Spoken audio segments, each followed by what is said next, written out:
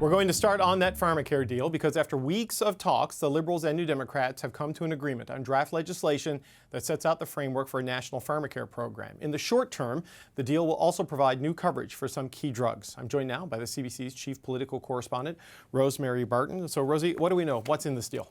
Well, the big piece that you said is that there will be a draft framework of legislation that could be tabled as early as this coming week that would sort of lay out the blueprint for what the future of national pharmacare could look like in this country. And in the interim, while we wait to see how long that would take and what the commitment is to that, the government has agreed to cover two classes of drugs, if you will. Diabetes, so it would be a variety of medications under that description, and contraception. And same thing there, a variety of different kinds of contraception. And those would be available to all Canadians, whether you have insurance or not, and they would be for free. So that is a significant first step towards national pharmacare. We are the only country that has a universal health care program, but no pharmacare program. So this is the beginning of something. And for the NDP and the leader of the NDP, it was enough to say, okay, we're going to stick around, we're going to hang on to this deal a little longer. Because remember, David, the original agreement didn't have money associated with it, and it wasn't going to go quite this far. So the NDP agreed to delay to go along with the Liberals and delay the getting to this point in order to extract a little bit more. Here's Mr. Singh and what he told me earlier today about some of the details. We have got confirmation in the legislation of language on single payer specifically, single payer universal public. We've got commitments to language specifically that reference the Canada Health Act. And the Canada Health Act is very important because the principles in the Canada Health Act are very much in line with the single payer universal. So we've got that commitment in the legislation, and like you've mentioned, and like I've mentioned, beyond the actual legislation, we now have concrete commitments on two classes of drugs to be covered using a single payer model. That single-payer model is a big deal because it is something the government, the Liberals in particular, have talked about for years and years and years and really shied away from because of the cost associated with it. Tens of billions of dollars we're talking about here. The fact that they are willing to look at it, to put the framework there, and to cover those two big classes of drugs really does show a shift and potentially a shift that will be helpful and useful for many Canadians. Right, because they're supposed to have legislation in place by the end of last year, and they've delayed it until now, and they get the contraception and diabetes drugs covered as a result of that. So what happens next? I mean, this is not, you don't just snap your fingers and have this done. No, it's a little bit more complicated than that because it is going to be some sort of shared cost with provinces. So you and I were talking before, the daycare probably is a good example. What will the provinces be able to pick up when it comes to these shared costs? And then there are a couple of provinces that have been moving in this direction. British Columbia, Manitoba, already moving to cover contraception. What will they do? Will they just pull back on that and then take what the federal government? And then, of course, the federal government, one of the benefits people had been saying is that the federal government will be the sole buyer, the sole purchaser. That should make the cost of those drugs go down. And you would also then, I think, turn to drug companies and insurance companies and say, okay, well, if the federal government's picking up these costs, will our premiums go down to other people as well? So there's lots of moving parts still on this. But of course, the other big thing that it does is it preserves the supply and confidence agreement. It means that the government can breathe a little sigh of relief here, and so can the NDP. There'll be no election imminently, and it provides what this deal was supposed to do, which is provide a little more stability for the government to move forward with its broader agenda. Okay, Rosie, thank you so much. All right, we're going to talk about this with the Friday Power Panel. The CBC's Jason Markusoff is with us today, as is Kelly Kreiderman. She's with the Globe and Mail. Nigan Sinclair is a columnist for the Winnipeg Free Press, and Rob Russo is the former CBC Parliamentary Bureau Chief. Happy Friday, gang. Nigan, our long national nightmare is over. The supply and confidence are going to survive because of this. But you know, the key tangible deliverables that the NDP got out of this in contraception and diabetes coverage. What do you make of this news today? Every single person in this country is touched upon by diabetes. And as somebody speaking as someone who has a teenager in their life, I mean, I think this is something that's going to touch upon a lot of different people in the country, almost every single one. Now, the question is whether this will carry votes. Will this have any impact in the national political scene? And both of these parties need a win very badly, and we've been talking about that for weeks. The hope is that this deal will bring attention, which it has. The hope is, will it be remembered on Monday? And will it be remembered when people go to this single payer system and are able to get those things that are needed, especially in some of the voter demographics that the NDP needs. Those are people who are perhaps on the lower end of the spectrum that need some financial assistance. And for the Liberals, they're looking at the middle class and getting kind of that area in which they can see maybe those who have been impacted by diabetes and so on that need that kind of attention. I guess the question is, let's open the newspapers and watch the TV on Monday whether this will have impact or not. Well, we click on newspapers now, Nigan. Come on now, right? So, but I still get it delivered. I do too. Actually, I get Saturday papers. Nice. But Rob, we're going to see the legislation, I believe, Thursday. What we're told is to envision that this will be a cost share, that they will have to negotiate deals. The federal government will with the provincial government. But it is a tangible move on a key priority for Jagmeet Singh. So is this a win for the NDP today to get this through? Yeah, I think it is. I think that the negotiations were more difficult than a lot of people were letting on. Some people called them quite tortured. And it's foundational in that it lays cornerstones for the expansion of this at some point. I think it's a clever political agreement in that it goes after people who vote. It goes after people like me who are dyeing their hair to enhance their dignity and might be of a certain age. Yeah. And they vote. They turn out to vote. And it also goes after women who have been going away from progressive parties towards the Conservatives.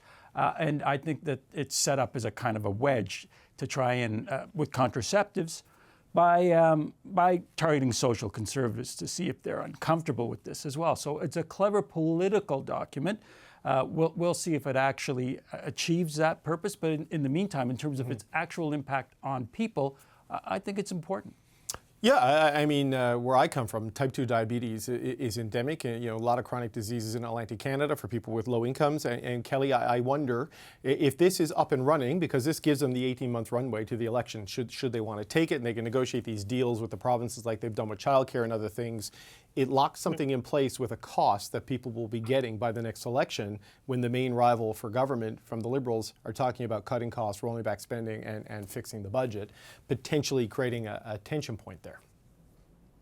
Yeah, there's a political virtue here, and there's a policy virtue here. I think, contraception touches a lot of people's lives too, whether they think about it or not. And I think it is a win on that front to make it more widely available and at no cost. And I think there's a virtue in this in terms of a win for the Canadian public as well, in that this was a condition of this agreement going forward. But I think there were big questions about the costs and the implication of implementing it wholesale at this point at a cost of, anywhere between 10 and 15 billion dollars, where when we do have budgetary issues in this country, we do have a lot of other pressing priorities. And I think it's a good compromise in that respect as well.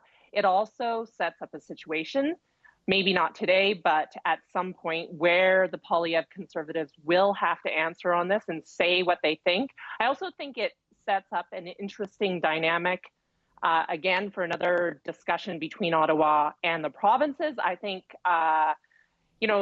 whether provinces are indifferent to this or don't want to take on other costs, and I can see that in my own province, not knowing exactly what will be said yet, is an interesting question. Obviously, they're going to have some provinces on board right away. But, this model of discussing things with provinces, I wish it would be carried forward to a lot of issues, including on climate and energy. Yeah, well, Jason, Danielle Smith and Justin Trudeau are due for a meeting, as we learned this week, so maybe they can talk about this when they get together there. I think a lot, we don't yet know the cost and the full details of what drugs and treatments will be covered. I think you're going to see it modeled heavily after what's in British Columbia. That's at least the early indications we're getting. So like Wab Kinew and David Eby, no problem with this. It saves them money by bringing the federal role into the areas they're already covering. How do you think the other provinces might react to this? Some of them might react, unfavorably to this, especially if it imposes a cost on them. I mean, I think the thing that gave gave some of the premiers comfort on the daycare childcare deal was that they didn't have to put in much of anything.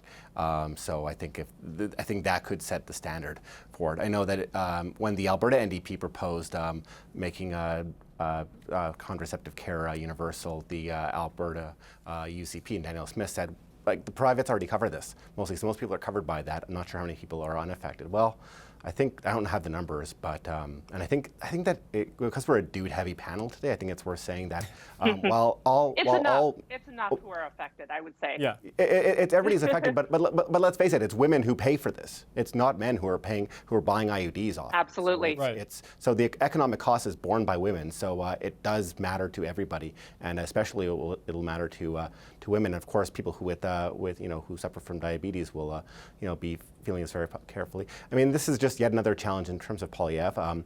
The "What will you cut" chorus, I'm sure, will be queued up pretty quickly by the progressive parties, and that goes daycare, dental care, now pharmacare, child benefit. That's going to be the chorus be loud, and it's going to give if Pierre Poilievre is serious about trying to get to a balanced budget, fewer and fewer areas to navigate.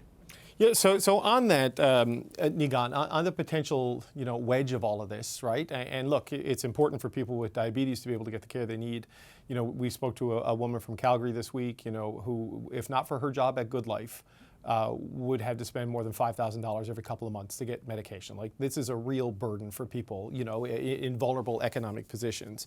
But politically, the Liberals in particular are trying to cast the next election as a choice between all of these things we've built versus all of the things they will cut, is the binary they're trying to put out there. Does this help them in that? Where does Jagmeet Singh fit into this? How do you see it, Nigan? We just listed off a sort of laundry list of the major accomplishments of the Supply and Confidence Agreement. And I wasn't surprised at all to see Jagmeet Singh wanting to claim the victory over this. But when it comes down to the electorals, the elections, the electoral promises that are made, it's going to be the Liberals that will try to take the lion's share of this attention on this issue and say, we got this done, we got these litany of things done, and we are the people who are the social, looking out for the kind of social isms of the country, the kind of healthcare, the kind of care for everybody concerned, whereas the big bad Conservatives are going to be the ones that are only going to look after their friends and so on and so forth. I mean, I think the conversation around the premiers is going to be very interesting over the next, I think 18 months might be optimistic, but when we're really talking about how that conversation is going to go with Danielle Smith, how is it going to go with Ford, how is it going to go with Quebec, how are we going to go to be able to negotiate these things? I mean, no premier turns down money, but premiers absolutely turn down opportunities to share attention with Trudeau. And so I wonder which will be more attractive politically for any of those premiers to be able to turn down what is going to be a rather favorable thing that the Trudeau government can say we got accomplished in our time.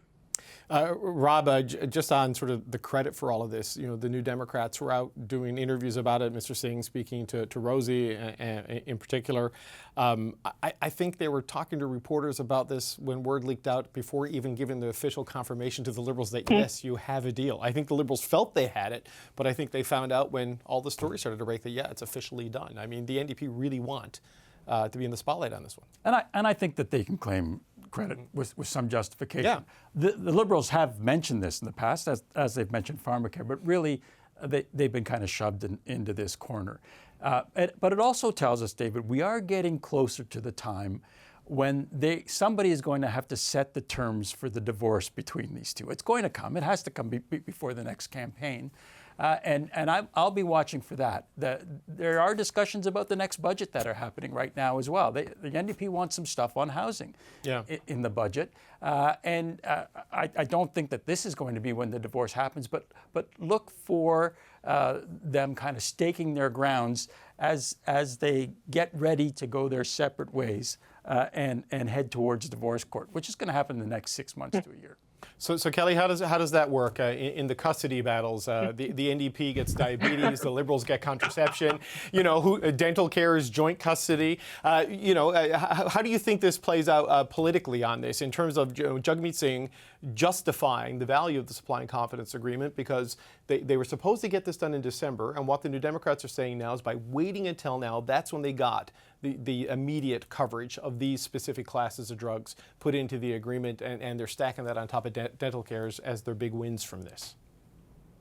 But by waiting, they also got this agreement to continue. So that's the key part of all of this. And I think, I'd love to be part of those mediation sessions between the NDP and the Liberals when they're divvying all this up. I think they will both obviously try to claim credit for it. And I think, despite this being mostly a win for the NDP, I think there is a risk still that they have hitched their wagons to the Liberals for a longer period of time, getting closer to an election, and that, their polling numbers, which are stuck somewhere around 20%, stay stuck because they are seen as a arm of the Liberal Party. And I think that is, that will be a really delicate dance for Jagmeet Singh and the NDP in terms of how they distinguish themselves from a party where, not only have they worked together, but they're in agreement on a number of issues ideologically, including their opposition to the Conservatives. So how do they extract themselves and differentiate themselves? That's the thing to watch.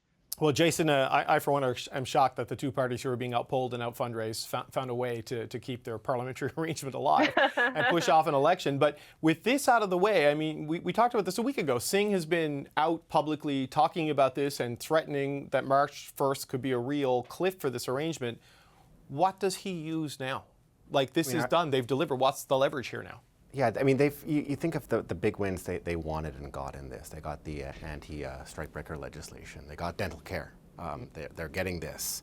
I don't know how to the wall they're going to go for their expansion of voting days and other minor electoral reform pieces. Maybe it's telling, either of my ignorance or of the importance of it, what the other major planks are.